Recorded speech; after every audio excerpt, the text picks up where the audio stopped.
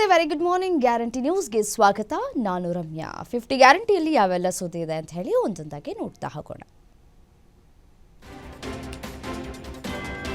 2 ದಿನಗಳಿಂದ ದೆಹಲಿಯಲ್ಲಿ ಠಿಕಾಣಿ ಹಾಕಿದಂತಹ ಡಿಸಿಎಂ ಡಿಕೆ ಶಿವಕುಮಾರ್ ಇಂದು ಮತ್ತೊಮ್ಮೆ ಎಐಸಿಸಿ ನಾಯಕರಾದ ರಾಹುಲ್ ಗಾಂಧಿ ಹಾಗೂ ಮಲ್ಲಿಕಾರ್ಜುನ ಖರ್ಗೆ ಅವರನ್ನ ಭೇಟಿ ಮಾಡಿ ಚರ್ಚೆಯನ್ನು ನಡೆಸಿದ್ದಾರೆ. ನಾಯಕತ್ವ ಬದಲಾವಣೆಯಾಗುವವರೆಗೂ ಸಂಪುಟ ಪುನರ್ರಚನೆಗೆ ಅವಕಾಶ ಕೊಡಬೇಡಿ ಅಂತ ಹೇಳಿ ಮನವಿಯನ್ನ ಮಾಡಿಕೊಳ್ಳಲಾಗಿದೆ. ಇದಕ್ಕೂ ಸಹ ಒಂದ್ ಕಡೆ ಸಕಾರಾತ್ಮಕವಾಗಿ ರಾಹುಲ್ ಗಾಂಧಿ ಸ್ಪಂದಿಸಿದ್ದಾರೆ ಅಂತ ಹೇಳಲಾಗ್ತಾ ಇದೆ.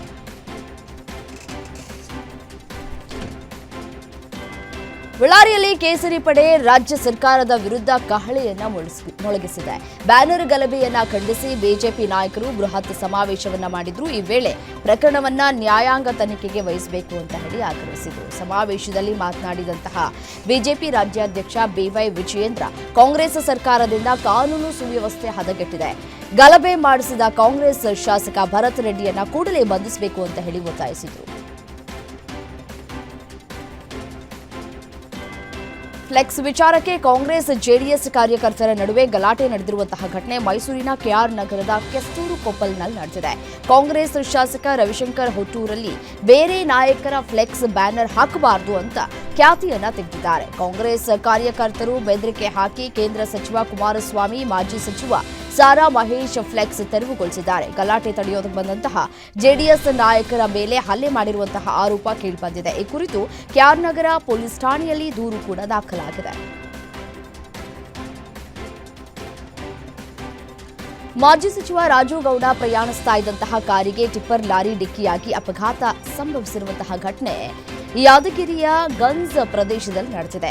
ರಾಜು ಗೌಡಗೆ ಸಣ್ಣ ಪುಟ್ಟ ಗಾಯಗಳಾಗಿದ್ದು ಪ್ರಾಣಾಪಾಯದಿಂದ ಪಾರಾಗಿದ್ದಾರೆ. ಅಪಘಾತದಲ್ಲಿ ಕಾರಿಗೆ 2 ಬಾರಿ ಲಾರಿ ಡಿಕ್ಕಿಯಾದ ಹಿನ್ನೆಲೆ ರಾಜು ಗೌಡ ಸಂಬಂಧಿ ಭೀಮಾ ನಾಯಕ್ ಅಪಘಾತದ ಬಗ್ಗೆ ಅನುಮಾನವನ್ನು ವ್ಯಕ್ತಪಡಿಸಿ ಯಾದಗಿರಿ ಸಂಚಾರ ಪೊಲೀಸ್ ಠಾಣೆಯಲ್ಲಿ ಕೇಸನ್ನು ದಾಖಲಿಸಿದ್ದಾರೆ.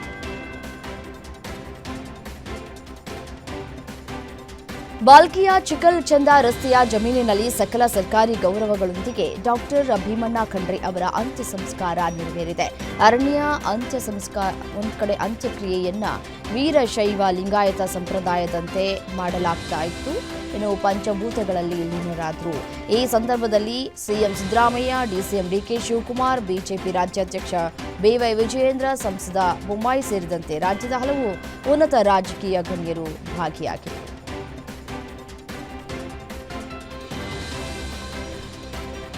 ಯುವಕರಿಬ್ಬರು ಬಾಲಕಿಗೆ ಆಮಿಷ ತೋರಿಸಿ ಲೈಂಗಿಕ ದೌರ್ಜನ್ಯ ನಡೆಸಿರುವಂತಹ ಘಟನೆ ಶಿರಸಿ ತಾಲೂಕಿನ ಬನವಾಸಿ ಪೊಲೀಸ್ ಠಾಣಾ ವ್ಯಾಪ್ತಿಯಲ್ಲಿ ನಡೆದಿದೆ. ಘಟನೆ ಕುರಿತು ಬಾಲಕಿಯ ತಾಯಿ ಬನವಾಸಿ ಪೊಲೀಸ್ ಠಾಣೆಗೆ ದೂರನ್ನು ದಾಖಲಿಸಿದ್ದು, ಊರು ಬಿಟ್ಟು ಪರಾರಿಯಾಗಿದ್ದ ವಸಂತ ಕಮಾಟಿ ಹಾಗೂ ಅಣ್ಣಪ್ಪ ಮೇದೇರ ಅವರನ್ನ ಇದೀಗ ಪೊಲೀಸರು ಬಂಧಿಸಿ ಆರೋಪಿಗಳನ್ನ ನ್ಯಾಯಾಂಗ ಬಂಧನಕ್ಕೆ ಒಪ್ಪಿಸಿದ್ದಾರೆ.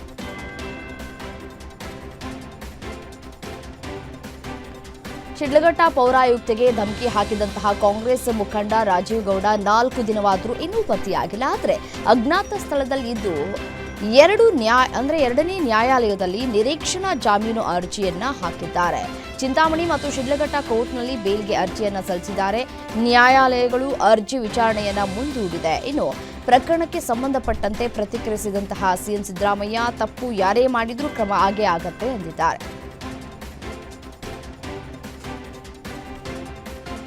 ಬೆಂಗಳೂರಿನ ಬ್ಯಾಟರಾಯನಪುರದಲ್ಲಿ ಲಂಚದ ಹಣ ಸ್ವೀಕರಿಸ್ತಾ ಇದ್ದಾಗಲೇ ಅಬಕಾರಿ ಡಿಸಿಯನ್ನ ಲೋಕಾಯುಕ್ತ ಅಧಿಕಾರಿಗಳು ರೆಡ್ ಹ್ಯಾಂಡ್ ಆಗಿ ಹಿಡಿದಿದ್ದಾರೆ. ಬರೋಬ್ಬರಿ 25 ಲಕ್ಷ ರೂಪಾಯಿ ಲಂಚವನ್ನ ಪಡೆಯುವಂತಹ ಸಂದರ್ಭದಲ್ಲಿ ಅಬಕಾರಿ DC Jagadish Naik red hand ಆಗಿ ಸಿಕ್ಕಿಬಿದ್ದಿದ್ದಾರೆ. ಈ ಭ್ರಷ್ಟ ಅಧಿಕಾರಿ CL7 ಮತ್ತು ಮೈಕ್ರೋ ಬ್ರಿವರಿ ಲೈಸೆನ್ಸ್ ನೀಡುವುದಕ್ಕೆ ಉದ್ಯಮಿ ಬಳಿ ಲಂಚಕ್ಕೆ ಬೇಡಿಕೆಯನ್ನ ಇಟ್ಟಿದ್ರು ಅನ್ನೋದು ತಿಳಿದು ಬಂದಿದೆ.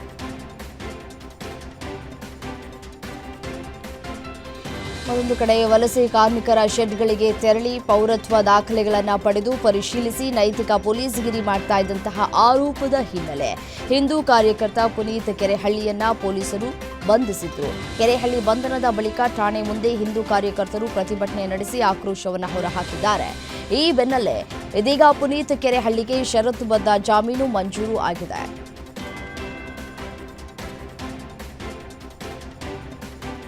ರಾಯಚೂರಿನಲ್ಲಿ ಎಸ್ಟಿ ಮೀಸಲಾತಿ ಹಾಗೂ 18 ಬೇಡಿಕೆಗೆ ಆಗ್ರಹಿಸಿ ಈಡಿಗ ಸಮುದಾಯದಿಂದ ಪಾದಯಾತ್ರೆಯನ್ನ ನಡೆಸಲಾಗ್ತಾ ಇದೆ. ಪ್ರಣವಾನಂದ ಸ್ವಾಮೀಜಿ ನೇತೃತ್ವದಲ್ಲಿ 12ನೇ ದಿನದ ಪಾದಯಾತ್ರೆ ನಡೀತಾ ಇದ್ದು ಸಿರವಾರ ಪಟ್ಟಣಕ್ಕೆ ಪಾದಯಾತ್ರೆ ತಲುಪಿದೆ. ಸುಮಾರು 700 ಕಿಲೋಮೀಟರ್ 41 ದಿನಗಳ ಕಾಲ ಕಲಬುರಗಿಯಿಂದ ಬೆಂಗಳೂರಿನವರೆಗೆ ಪಾದಯಾತ್ರೆ ನಡೀತಾ ಇದೆ. ಬೆಂಗಳೂರಿಗೆ ಬಂದ ಬಳಿಕ ಫ್ರೀಡಂ ಪಾರ್ಕ್ನಲ್ಲಿ ಉಪವಾಸ ಸತ್ಯಾಗ್ರಹ ನಡೆಸುವುದಕ್ಕೆ ಸಿದ್ಧರಾಗಿದ್ದಾರೆ.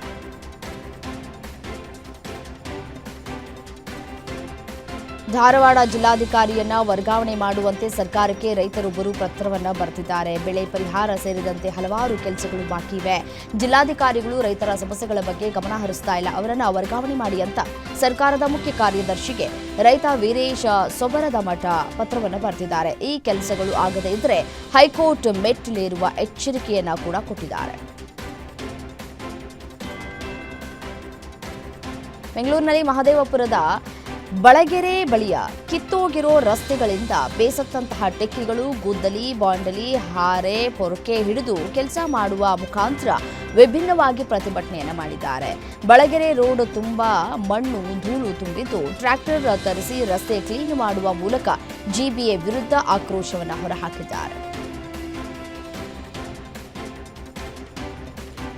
ನಮ್ಮ ಮೆಟ್ರೋ ಪ್ರಯಾಣಿಕರಿಗೆ ಮತ್ತೊಂದು ಶಾಕಿಂಗ್ ಸುದ್ದಿ ಎದುರಾಗಿದೆ. ನಮ್ಮ ಮೆಟ್ರೋ ಟಿಕೆಟ್ ದರ ಫೆಬ್ರವರಿ 1ರಿಂದ %5 ದರ ಹೆಚ್ಚಳವಾಗಲಿದೆ ಅಂತ ಬಿಎಂಆರ್ಸಿಎಲ್ ಅಧಿಕಾರಿಗಳು ತಿಳಿಸಿದ್ದಾರೆ. ನಮ್ಮ ಮೆಟ್ರೋ ದೇಶದಲ್ಲೇ ದುಬಾರಿ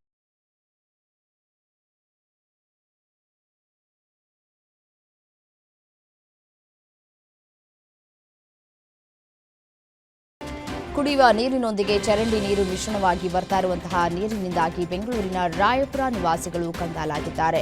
ರಾಯಪುರ ವಾರ್ಡಿನ ವಿಎಸ್ ಗಾರ್ಡನ್ನಲ್ಲಿ ಕಾವೇರಿ ಪೈಪ್ನಲ್ಲಿ ಬರುವಂತಹ ನೀರು ಬಹಳ ಕಲುಷಿತವಾಗಿದ್ದು ಇದನ್ನು ಬಳಸಲಾಗದೆ ಜನರು ಪರದಾಡ್ತಾ ಇದ್ದಾರೆ. ಈ ಬಗ್ಗೆ ಅಧಿಕಾರಿಗಳ ಗಮನಕ್ಕೆ ತೆಗೆದುಕೊಂಡು ಬಂದರೂ ಯಾವುದೇ ಪ್ರಯೋಜನವಾಗಿರಲಿಲ್ಲ. ಆದರೆ ಗ್ಯಾರಂಟಿ ನ್ಯೂಸ್ ರಾಯಪುರ ನಿವಾಸಿಗಳ ಪರ ನಿಂತ ತಕ್ಷಣ ಎಚ್ಚೆತ್ತ ಬಿಡಬ್ಲ್ಯೂಎಸ್ಎಸ್ಬಿ ಅಧಿಕಾರಿಗಳು ನೀರಿನ ಸಮಸ್ಯೆಯನ್ನು ಪರಿಹರಿಸುವುದಕ್ಕೆ ಮುಂದಾಗಿದ್ದಾರೆ.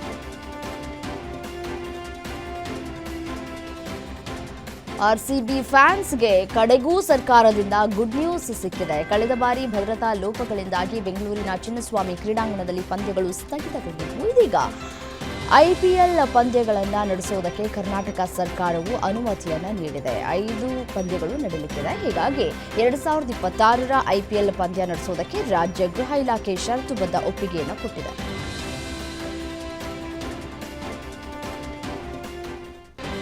ಎರಡನೇ ದಿನವೂ ಲಕ್ಕುಂಡಿಯ ಶ್ರೀಕೋಟೆ ವೀರಭದ್ರೇಶ್ವರ ದೇವಸ್ಥಾನದ ಅಂಗಳದಲ್ಲಿ ಉತ್ಖನನ ನಡೀತಾ ಇದ್ದು ಪ್ರಾಚೀನ ಕಾಲದ ಒಂದು ಶಿಲಾಕೃತಿ ಪತ್ತೆಯಾಗಿದೆ.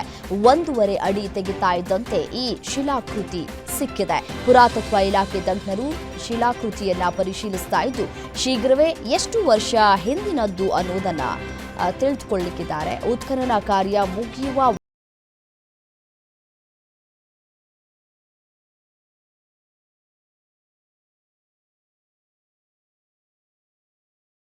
ಚಿತ್ರದುರ್ಗದ ರೇಣುಕಾಸ್ವಾಮಿ ಕೊಲೆ ಕೇಸ್ನಲ್ಲಿ ಈಗ ಮೇಜರ್ ಟ್ವಿಸ್ಟ್ ಸಿಕ್ಕಿದೆ.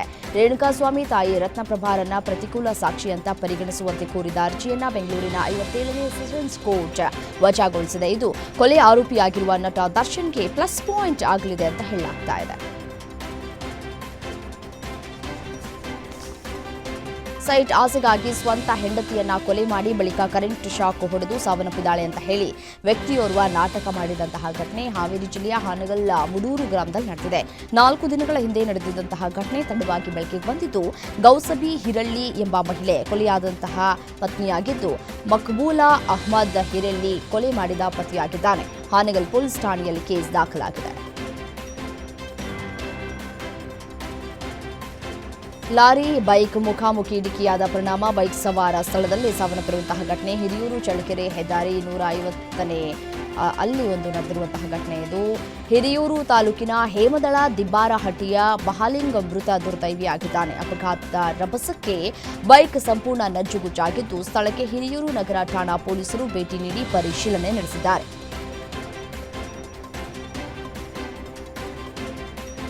ಬೆಂಗಳೂರು ಗ್ರಾಮಾಂತರ ಜಿಲ್ಲೆ ದೊಡ್ಡಬಳ್ಳಾಪುರದಲ್ಲಿ ವೇಲಿಂಗ್ ಪುಂಡರ ಹಾವಳಿ ಹೆಚ್ಚಾಗಿತ್ತು. ಹೆದ್ದಾರಿಗಳಲ್ಲಿ ವೇಲಿಂಗ್ ಮಾಡಿ ಪುಂಡಾಟ ಮೆರಿತಾ ಇದ್ರು. ಈ ಬಗ್ಗೆ ಗ್ಯಾರಂಟಿ ನ್ಯೂಸ್ ವರದಿ ಬಿತ್ತರಿಸಿತು. ವರದಿ ಬೆನ್ನಲ್ಲೇ ದೊಡ್ಡಬಳ್ಳಾಪುರ ಗ್ರಾಮಾಂತರ ಪೊಲೀಸರು ಅಲರ್ಟ್ ಆಗಿದ್ದಾರೆ. ದೊಡ್ಡಬಳ್ಳಾಪುರ ಗ್ರಾಮಾಂತರ ಪೊಲೀಸ್ ಠಾಣಾ ಇನ್ಸ್ಪೆಕ್ಟರ್ ಸಾದಿಕ್ ಪಾಷಾ ನೇತೃತ್ವದಲ್ಲಿ ವೇಲಿಂಗ್ ಮಾಡ್ತಾ ಇದ್ದಂತಹ ವಸೀಂ ಪಾಷಾ, ಶುಕುರು ಮಿಯಾ ಎಂಬ ಇಬ್ಬರು ಪುಂಡರನ್ನು ಬಂಧಿಸಲಾಗಿದೆ.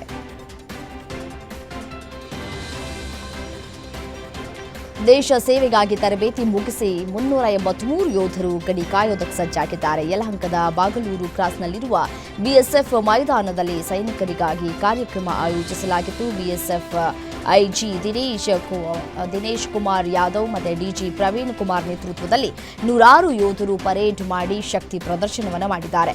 44 ವಾರಗಳ ಕಠಿಣ ತರಬೇತಿ ಪಡೆದಂತಹ 383 ಯೋಧರನ್ನ ದೇಶದ ವಿವಿಧ ಗಡಿ ಭಾಗಗಳಿಗೆ ಬಿಎಸ್ಎಫ್ ನಿಯೋಜನೆ ಮಾಡಲಿದೆ. ಕುಡಿಯುವ ಚಟ ಬಿಡುವಂತೆ ಪತ್ನಿ ಬುದ್ಧಿವಾದ ಹೇಳಿದ್ದಕ್ಕೆ ಪತಿ ಆತ್ಮಹತ್ಯೆಯನ್ನು ಮಾಡಿಕೊಂಡಿರುವಂತಹ ಘಟನೆ ಬೆಂಗಳೂರು ಉತ್ತರ ತಾಲೂಕಿನ ಕುದುರೆಗೆರೆ ಗ್ರಾಮದಲ್ಲಿ ನಡೆದಿದೆ. ಉದಯ್ ಕುಮಾರ್ ಮೃತ ವ್ಯಕ್ತಿ ಅಂತ ಹೇಳಿ ಗುರುತಿಸಲಾಗಿದೆ. ಕಲ್ಯಾಣಿ ಎಂಬುವರನ್ನ ಪ್ರೀತಿಸಿ ಮದುವೆಯಾಗಿದ್ರು.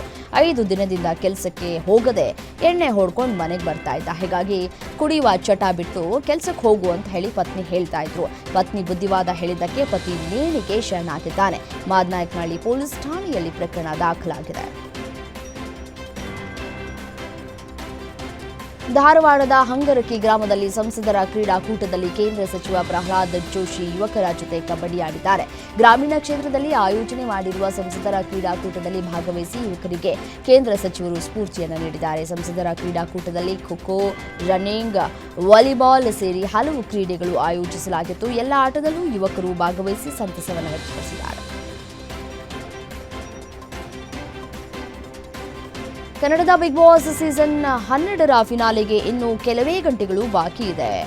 ಇವತ್ತು ರಾತ್ರಿ ಈ ಬಾರಿಯ ಬಿಗ್ ಬಾಸ್ ವಿಜೇತ ಯಾರು ಅನ್ನೋದು ಅನೌನ್ಸ್ ಆಗಲಿದೆ. ಈ ಮಧ್ಯೆ ಬಿಗ್ ಬಾಸ್ ಸೀಸನ್ನಲ್ಲಿ ವಿಶೇಷ ಮಾರ್ಪಾಡು ಮಾಡಲಾಗಿದೆ. ಶನಿವಾರ ಮತ್ತು ಭಾನುವಾರ 2 ದಿನಗಳ ಫಿನಾಲೆ ಎಪಿಸೋಡ್ ಪ್ರಸಾರಗೊಳ್ಳಬೇಕಿತ್ತು. ಆದರೆ ಈ ಬಾರಿ ಫಿನಾಲೆ ಕೇವಲ ಇಂದು ಮಾತ್ರ ನಡೆಯಲಿಕ್ಕಿದೆ. ಮಂಡ್ಯ ಜಿಲ್ಲೆ ಮಳವಳ್ಳಿ ತಾಲೂಕಿನ ಕಿರುಗಾವಲಿನಲ್ಲಿ ಬಂಡೂಕು ಕುರಿ ದಾಖಲೆ ಬೆಲೆಗೆ ಮಾರಾಟವಾಗಿದೆ. 11 ತಿಂಗಳ ಟಗರು 1,35,000 ರೂಪಾಯಿಗೆ ಮಾರಾಟವಾಗಿದೆ. ರೈತ ಉಲ್ಲಾಸ್ ಗೌಡರಿಗೆ ಸೇರಿದ ಬಂಡೂರು ಟಗರನ್ನ ಬೆಂಗಳೂರು ಮೂಲದ ಇಂಜಿನಿಯರ್ ಹರೀಶ್ ಖರೀದಿ ಮಾಡಿದ್ದಾರೆ. ಈ ವೇಳೆ ಟಗರು ಮಾರಾಟ ಮಾಡಿದ ರೈತ ಉಲ್ಲಾಸ್ಗೆ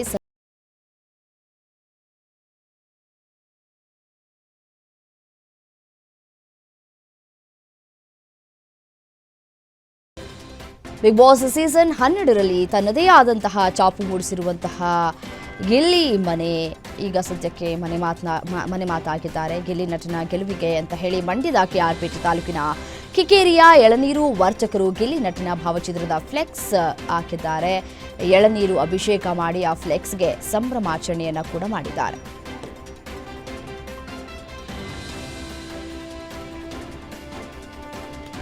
ಭಾರತದ ಮೊದಲ ವಂದೇ ಭಾರತ್ ಸ್ಲೀಪರ್ ರೈಲಿಗೆ ಪ್ರಧಾನಿ ನರೇಂದ್ರ ಮೋದಿ ಚಾಲನೆ ನೀಡಿದ್ದಾರೆ. ಪಶ್ಚಿಮ ಬಂಗಾಳದ ಮಾಲ್ಡಾ ಟೌನ್ ರೈಲು ನಿಲ್ದಾಣದಿಂದ ಗುವಾಹಟಿ ಕೋಲ್ಕತಾ ಮಾರ್ಗದಲ್ಲಿ ಹಸಿರು ನಿಶಾನೆಯನ್ನು ತೋರಲಾಗಿದೆ.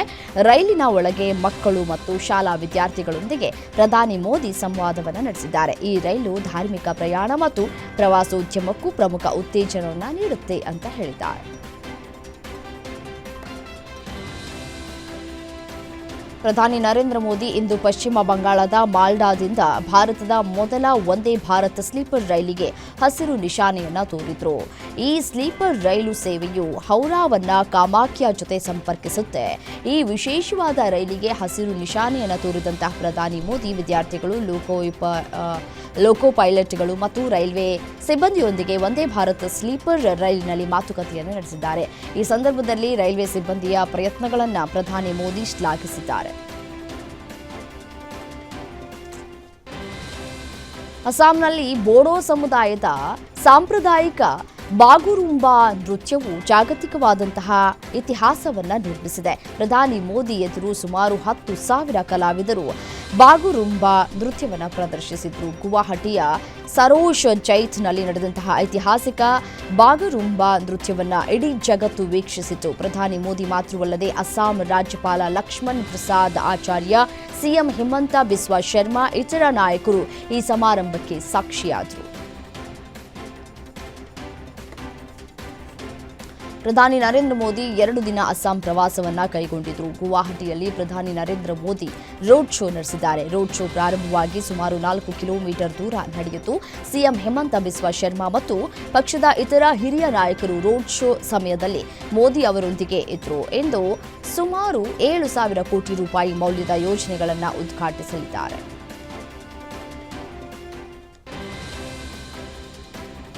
ಅರುಣಾಚಲ ಪ್ರದೇಶಕ್ಕೆ ತೆರಳಿದಂತಹ ಇಬ್ಬರು ಕೇರಳ ಮೂಲದ ಪ್ರವಾಸಿಗರು ಹೆಪ್ಪುಗಟ್ಟಿದ ಸರೋವರದಲ್ಲಿ ಮುಳುಗಿದ್ದಾರೆ. ಇಬ್ಬರು ಸಾವನ್ನಪ್ಪಿದ್ದು ಸದ್ಯ ಒಬ್ಬರ ಮೃತದೇಹ ಪತ್ತೆಯಾಗಿದೆ. ಮತ್ತೊಬ್ಬರಿಗಾಗಿ ಶೋಧ ಕಾರ್ಯ ಮುಂದುವರೆದಿದೆ. ತವಾಂಗ್ ಜಿಲ್ಲೆಯ ಸೆಲಾ ಸರೋವರದಲ್ಲಿ ಈ ಘಟನೆ ನಡೆದಿದೆ. ಸದ್ಯ ಪ್ರವಾಸಿಗರು ಸರೋವರದಲ್ಲಿ ಮುಳುಗ್ತಾ ಇರುವಂತಹ ವಿಡಿಯೋ ಸೋಷಿಯಲ್ ಮೀಡಿಯಾದಲ್ಲಿ ಭಾರಿ ವೈರಲ್ ಆಗಿದೆ.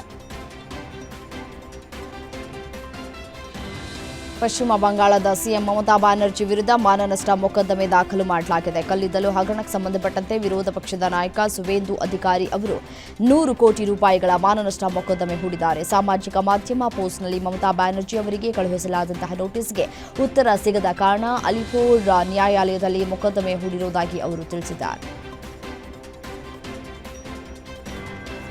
ಡಿಸೆಂಬರ್ನಲ್ಲಿ ವಿಮಾನ ಹಾರಾಟದಲ್ಲಿ ಉಂಟಾದ ಭಾರೀ ಅಡಚಣೆಯಿಂದಾಗಿ ಇಂಡಿಗೋಗೆ 22 ಕೋಟಿ ರೂಪಾಯಿ ದಂಡ ವಿಧಿಸಲಾಗಿದೆ. ನಾಗರಿಕ ವಿಮಾನಯಾನ ನಿರ್ದೇಶನಾಲಯ ಇಂಡಿಗೋಗೆ 22.20 ಕೋಟಿ ದಂಡವನ್ನು ವಿಧಿಸಿದೆ. ಇಂಡಿಗೋಗೆ ಆರ್ಥಿಕ ದಂಡವನ್ನು ವಿಧಿಸಿದ್ದಲ್ಲದೆ ವಿಮಾನಯಾನ ಸಂಸ್ಥೆಯ ನಿರ್ವಹಣಾ ರಚನೆಯಲ್ಲಿನ ನ್ಯೂನತೆಗಳನ್ನು ಗಂಭೀರವಾಗಿ ಪರಿಗಣಿಸಿ ವಾರ್ನಿಂಗ್ ಕೊಟ್ಟಿದೆ. ಪಂಜಾಬಿ ಬಾಲಿವುಡ್ನ ಖ್ಯಾತ ಗಾಯಕ ಬಿ ಪ್ರಾಕ್ ಅವರಿಗೆ ಬಿಷ್ಣೋಯ್ ಗ್ಯಾಂಗ್ನಿಂದ ಕೊಲೆ ಬೆದರಿಕೆ ಬಂದಿದೆ. ಆರೋಪಿಗಳು 10 ಕೋಟಿ ರೂಪಾಯಿಗೆ ಬೇಡಿಕೆಯನ್ನ ಇಟ್ಟಿದ್ದು ಹಣ ನೀಡದಿದ್ರೆ ನೆಲದಲ್ಲಿ ಹೂತು ಹಾಕುವುದಾಗಿ ಬೆದರಿಕೆಯನ್ನ ಹಾಕಿದ್ದಾರೆ ಅಂತ ಹೇಳಲಾಗ್ತಾ ಇದೆ. ಈ ಕುರಿತು ಮೊಹಾಲಿ ಪೊಲೀಸರಿಗೆ ದೂರನ್ನ ನೀಡಿದ್ದಾರೆ. ತನಿಖೆ ನಡೆಸ್ತಾ ಇರುವುದಾಗಿ ಪೊಲೀಸರು ಕೂಡ ತಿಳಿಸಿದ್ದಾರೆ. ಉತ್ತರ ಪ್ರದೇಶದ ನಗಿನಾ ತಾಲೂಕಿನ ನಂದಪುರ ಗ್ರಾಮದಲ್ಲಿರುವ ಪುರಾತನ ಹನುಮಾನ್ ದೇವಾಲಯದಲ್ಲಿ ಆರೋಗ್ಯ ಸಮಸ್ಯೆಯಿಂದ ದೇವರ ಮೂರ್ತಿಗಳ ಸುತ್ತ ವೃತ್ತಾಕಾರವಾಗಿ ಚಲಿಸ್ತಾ ಇದ್ದಂತಹ ಶ್ವಾನವನ್ನ ಕೆಲ ಭಕ್ತರು ದೈವಿಕ ಸಂಕೇತ ಅಂತ ಹೇಳಿ ಭಾವಿಸಿ ಪೂಜೆ ಪುನಸ್ಕಾರವನ್ನ ನಡೆಸಿದ್ದಾರೆ. ಈ ಘಟನೆಯ ವಿಡಿಯೋ ಸಾಮಾಜಿಕ ಜಾಲತಾಣದಲ್ಲಿ ವೈರಲ್ ಆಗಿ ಅಂಧಶ್ರದ್ಧೆ, ವೈಜ್ಞಾನಿಕ ದೃಷ್ಟಿಕೋನ ಕುರಿತು ಭಾರೀ ಚರ್ಚೆಗೆ ಕಾರಣವಾಗ್ತಾ ಇದೆ. ಒಂದೆಡೆ ಅಮೆರಿಕ ಭಾರತದ ಮೇಲೆ 50% ವ್ಯಾಪಾರ ಸುಂಕವನ್ನು ವಿಧಿಸ್ತಾ ಇದೆ. ಭಾರತ ಅನೇಕ ಬಾರಿ ಮಾತುಕತೆಗೆ ಸಿದ್ಧ ಆಗಿರುವುದಾಗಿ ಹೇಳಿದ್ದರೂ ಟ್ರಂಪ್ ಭಾರತದ ವಸ್ತುಗಳ ಮೇಲಿನ ಆಮದು ಸುಂಕ ಕಡಿಮೆ ಮಾಡಿಲ್ಲ. ಹೀಗಾಗಿ ಭಾರತ ಇದೀಗ ಸದ್ದಿಲ್ಲದೆ ಅಮೆರಿಕಕ್ಕೆ ತಿರುಗೇಟನ್ನು ನೀಡಿದೆ. ಇಡೀ ಜಗತ್ತು ಅಮೆರಿಕ ಹಾಕುವ ತಾಳಕ್ಕೆ ಕುಣಿಯುವ ಪರಿಸ್ಥಿತಿ ನಿರ್ಮಾಣವಾಗಿದೆ. ಇದರ ನಡುವೆ ಭಾರತ ಅಮೆರಿಕದ ದ್ವಿದಳ ಧಾನ್ಯಕ್ಕೆ 30% ತೆರಿಗೆ ವಿಧಿಸುವ ಮುಖಾಂತರ ಶಾಕ್ ಕೊಟ್ಟಿದೆ. ಬಾಂಗ್ಲಾದೇಶದಲ್ಲಿ ಹಿಂದೂಗಳ ಸರಣಿ ಹತ್ಯೆ ಮುಂದುವರೆದಿದೆ. ಇಂಧನ ಹಾಕಿಸಿ ಹಣ ಕೊಡದೆ ಇರುವುದನ್ನು ಪ್ರಶ್ನಿಸಿದ ಪೆಟ್ರೋಲ್ ಬಂಕ್ನ ಹಿಂದೂ ಸಿಬ್ಬಂದಿಯ ಮೇಲೆ ಕಾರು ಹತ್ತಿಸಿ ಕೊಲೆ ಮಾಡಲಾಗಿದೆ.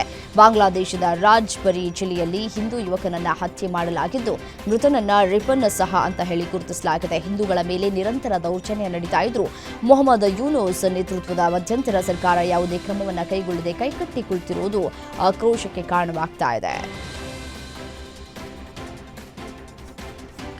ಇರಾನ್ನಲ್ಲಿ ಉಂಟಾಗಿರುವಂತಹ ಅಶಾಂತಿ ಮತ್ತು ಇಂಟರ್ನೆಟ್ ಸ್ಥಗಿತದಿಂದ ಸಂಕಷ್ಟ ಅನುಭವಿಸಿದಂತಹ ಭಾರತೀಯರು ತಾಯ್ನಾಡಿಗೆ ಮರಳಿದ್ದಾರೆ. ಅಲ್ಲಿನ ಪರಿಸ್ಥಿತಿ ತುಂಬಾ ಕೆಟ್ಟದಾಗಿದ್ದು ಸಂಪರ್ಕ ವ್ಯವಸ್ಥೆ ಸಂಪೂರ್ಣವಾಗಿ ಕಡಿತಗೊಂಡಿದೆ ಅಂತ ತಿಳಿಸಿದ್ದಾರೆ. ಸರ್ಕಾರದ ಸಹಾಯದಿಂದ ಭಾರತಕ್ಕೆ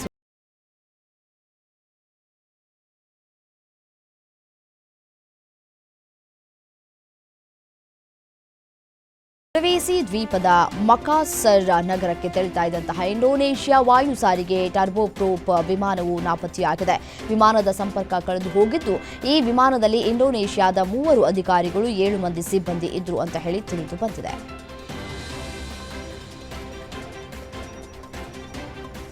ಯುಎಇ ಅಧ್ಯಕ್ಷರ ಸಾಂಸ್ಕೃತಿಕ ಸಲಹೆಗಾರ ಜಾಕಿ ಅನ್ವರ್ ನುಸ್ಸಿ ಬೇಹ್ ಅವರು ಅಬುದಾಬಿಯಲ್ಲಿರುವ BAPS ಹಿಂದೂ ದೇವಾಲಯಕ್ಕೆ ಭೇಟಿಯನ್ನ ನೀಡಿದ್ದಾರೆ. ತಮ್ಮ ಭೇಟಿಯ ಸಮಯದಲ್ಲಿ ಅವರು ದೇವಾಲಯದ ಮುಖ್ಯಸ್ಥ ಸ್ವಾಮಿ ಬ್ರಹ್ಮವಿಹಾರಿ ದಾಸ್ ಅವರನ್ನ ಭೇಟಿಯಾದರು. BAPS ದೇವಾಲಯವನ್ನ 21ನೇ ಶತಮಾನದ ಜಾಗತಿಕ ಏಕತೆಯ ದಾರಿದೀಪವೆಂದು ಶ್ಲಾಘಿಸಿದರು.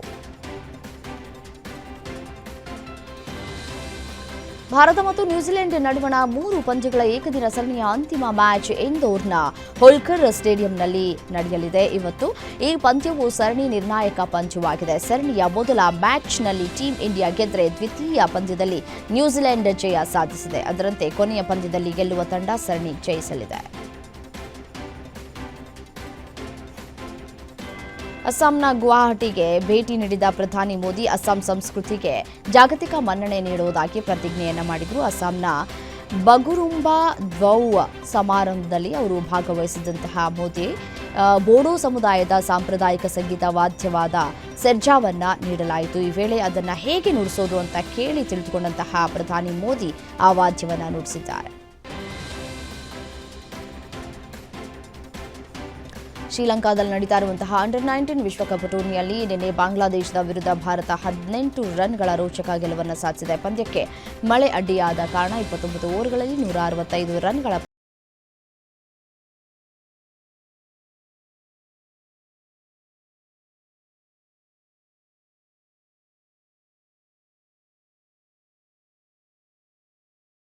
Royal Challengers Bengaluru Delhi Capitals ವಿರುದ್ಧ 8 ವಿಕೆಟ್ಗಳ ಭರ್ಜರಿ ಜಯವನ್ನು ಸಾಧಿಸಿತು. ಸ್ಮೃತಿ ಮಂಧಾನ 96